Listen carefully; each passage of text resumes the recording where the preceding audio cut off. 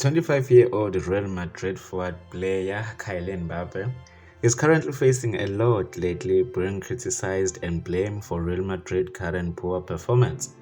Despite scoring 8 goals and recording 2 assists in his appearance, the former PSG star is still finding his rhythm with the team's style of play. Mbappe started being blamed when Real Madrid lost 4-0 to Barcelona at the Santiago Stadium on 26 October. The difficulties continued on Tuesday as Real Madrid lost again to AC Milan 3-0 in the UEFA Champions League. Rodden said that Mbappe was the star of the summer. Real Madrid won everything last season with a solid team and players who proved their worth on the field. Now Kylian Mbappe has become the focal point for this situation, and his presence is causing frustration for some.